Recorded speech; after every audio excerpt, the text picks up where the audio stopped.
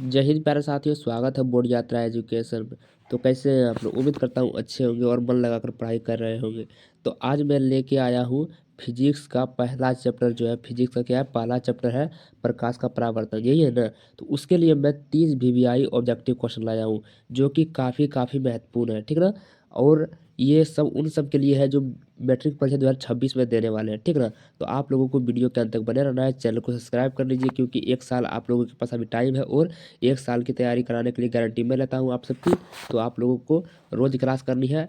तो सबसे पहले चैनल को सब्सक्राइब कर लीजिए और इस वीडियो को लाइक कर दीजिए और एक दोस्त के पास शेयर कर दीजिए। तो चलिए बिना देरी के पहला क्वेश्चन करते हैं, ठीक ना। तो पहला क्वेश्चन क्या है? पहला क्वेश्चन है प्रकाश के परावर्तन के कितने नियम है, ठीक ना।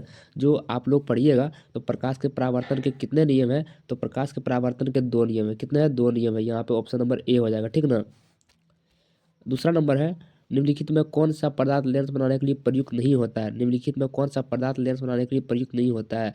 तो जल से लेंस बनाया जा सकता है, कांच से लेंस बनाया जा सकता है, प्लास्टिक से लेंस बनाया जा सकता है, परंतु मिट्टी से लेंस बनाया नहीं जा सकता। लेकिन यहाँ पे राइट आंसर डी होगा एकदम, ठीक ना। मतलब कौन सा पदार्थ लेंस बनाने के लिए प्रयुक्त नहीं होता है, तो मिट्टी से लेंस नहीं बनाया जा सकता। ऑप्शन नंबर डी यहाँ पे बिल्कुल राइट आंसर हो जाएगा। 3 नंबर है, सरल सूक्ष्मदर्शी में किसका उपयोग होता है। सरल सूक्ष्मदर्शी में किसका उपयोग होता है, यानी किस दर्पण का उपयोग होता है या किस लेंस का उपयोग होता है, ठीक है ना। दोनों में से कोई एक ही होगा। तो सरल सूक्ष्मदर्शी में से किसका उपयोग होता है, तो उत्तल लेंस का उपयोग होता है, ठीक ना। Option number D. ये नहीं कि बी मार दीजिए, उत्तल देख के सिर्फ मार दीजिए, नहीं, उत्तल लेंस होता है। ऑप्शन नंबर डी यहाँ पे बिल्कुल राइट आंसर हो जाएगा। चौथा नंबर है, निर्गत किरण एवं अभिलंब के बीच का कोण को क्या कहते हैं। निर्गत किरण एवं अभिलंब के बीच का कोण को क्या कहते हैं, तो परावर्तन कोण कहते हैं। क्या कहते हैं? परावर्तन कोण। ऑप्शन नंबर यहाँ पे डी बिल्कुल राइट आंसर हो जाएगा।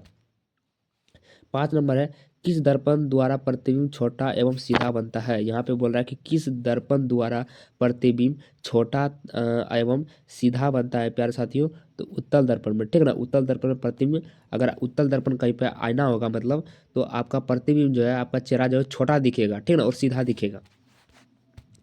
6 नंबर है, अवतल दर्पण है। अवतल दर्पण क्या है प्यारे साथियों? अपसारी है, अभिसारी है, अभिसारी अपसारी दोनों है, या इनमें से कोई नहीं है। अवतल दर्पण जो है प्यारे साथियों, वो ना अभिसारी है। क्या है? अभिसारी। ऑप्शन नंबर बी, ठीक ना। 7 नंबर है, एक उत्तल लेंस होता है। एक उत्तल लेंस होता है, यहाँ पे बोल रहा है कि एक उत्तल लेंस। 1 मिनट प्यारे साथियों, यहाँ पे थोड़ा सा मिस्टेक लग रहा है। 6 नंबर जो है प्यारे साथियों, यहाँ पे अवतल दर्पण अपसारी होना चाहिए ना। अवतल दर्पण अपसारी होता है। ऑप्शन नंबर ए बिल्कुल राइट आंसर हो जाएगा, ठीक ना। 7 नंबर है, एक उत्तल लेंस होता है। एक उत्तल लेंस होता है तो किनारों की अपेक्षा बीच में मोटा, ठीक ना। एक उत्तल लेंस होता है, किनारों की अपेक्षा बीच में मोटा। Option number C. 8 नंबर है, उत्तल दर्पण में बना प्रतिबिंब होता है। उत्तल दर्पण में बना प्रतिबिंब होता है तो कैसा बना प्रतिबिंब होता है? काल्पनिक और आवर्धित, ठीक ना। उत्तल दर्पण में बना प्रतिबिंब काल्पनिक और आवर्धित होता है। ऑप्शन नंबर बी यहाँ पे बिल्कुल राइट आंसर हो जाएगा। 9 नंबर है, निम्नलिखित में किस में बड़ा और वास्तविक प्रतिबिंब बनता है। किसमें बड़ा और वास्तविक प्रतिबिंब बनता है, तो अवतल दर्पण में वास्तविक और बड़ा प्रतिबिंब बनता है। ऑप्शन नंबर सी यहाँ पे बिल्कुल राइट आंसर हो जाएगा। 10 नंबर है, काल्पनिक प्रतिबिंब हमेशा काल्पनिक प्रतिबिंब हमेशा उल्टा बनता है, ठीक ना। काल्पनिक प्रतिबिंब हमेशा उल्टा बनता है। ऑप्शन नंबर बी यहाँ पे बिल्कुल राइट आंसर हो जाएगा। 11 नंबर है, प्रकाश के परावर्तन के कितने नियम है। प्रकाश के परावर्तन के कितने नियम? ये क्वेश्चन रिपीट हो गया, आपको कमेंट में बताना है ये क्वेश्चन।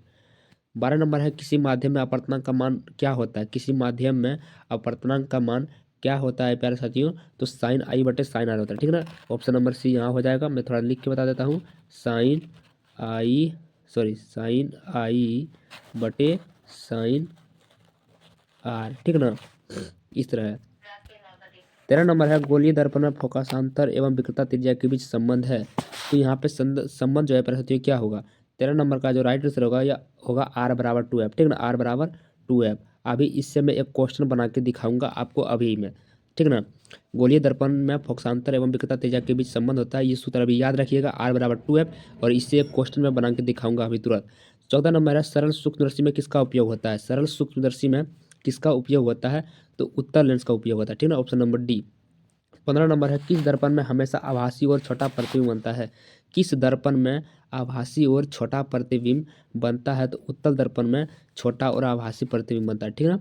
16 नंबर है, अवतल लेंस का आवर्धन एम बराबर कितना होता है, ठीक ना। तो एम बराबर जो होता है प्रस्तुत आवर्धन एम बराबर जो होता है वह होता है एम बराबर वी बाई यू, ठीक ना, अवतल लेंस में, ठीक ना। अवतल लेंस याद रखिएगा, तो एम बराबर वी बाई यू, ठीक ना। ऑप्शन नंबर यहाँ पे ए हो जाएगा बिल्कुल राइट आंसर। क्या क्या हो जाएगा, ए ऑप्शन राइट हो जाएगा।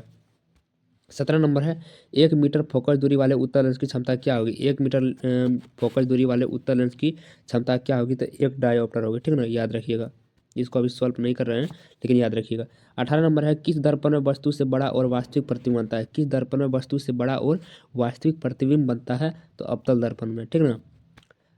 19 नंबर है, किसी अवतल दर्पण द्वारा काल्पनिक सीधा तथा आवर्धित प्रतिबिंब बनता है जब वस्तु स्थित होती है, तो जब कहाँ पे स्थित होती है, ध्रुव तथा फोकस के बीच, ठीक ना। ऑप्शन नंबर यहाँ पे बी बिल्कुल राइट आंसर हो जाएगा। 20 नंबर है, किस दर्पण द्वारा प्रतिबिंब सीधा एवं छोटा होता है। इसको याद रखिएगा, किस दर्पण द्वारा प्रतिबिंब सीधा एवं छोटा होता है, तो उत्तल दर्पण, ठीक ना। ऑप्शन नंबर ए पे यहाँ पे बिल्कुल राइट आंसर हो जाएगा। अब है 21 नंबर, एक अवतल दर्पण की फोकस दूरी 10 सेंटीमीटर है, ठीक ना। अवतल दर्पण की फोकस दूरी 10 सेंटीमीटर है, तो उसकी विकृता त्रिज्या, तो देखिए ये क्वेश्चन अभी आपने देखा होगा कि आर बराबर क्या होता है, 2f होता है, यही ना। आर बराबर क्या होता है, 2f होता है। तो एफ जो है यहाँ प्यारे साथियों फोकस दूरी, ठीक ना। और यहाँ पे बोल रहा है विकृता त्रिज्या, विकृता त्रिज्या यहाँ पे क्या है, आर है। तो यहाँ पे 2 गुना यहाँ पे एफ क्या है, 10 सेंटीमीटर, तो कर दीजिएगा, तो 10 गुना 2 कितना हो गया, 20 सेंटीमीटर। यहाँ पे ऑप्शन नंबर डी हो जाएगा, ठीक ना। 22 नंबर है, प्रत्येक लेंस के 2 विकृता केंद्र के क्या कारण है।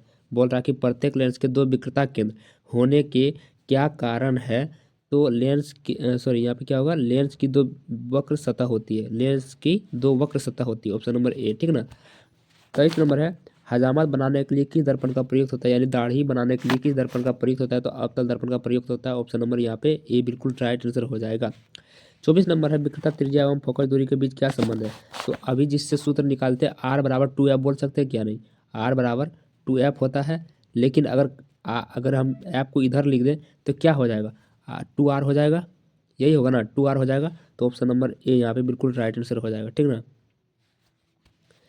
25 नंबर है, 2 विक्रिय पृष्ठों से घिरे ठोस माध्यम को क्या कहते हैं। 2 विक्रिय पृष्ठों से घिरे ठोस माध्यम को क्या कहते हैं, तो यहाँ पे गोलीय लेंस कहते हैं।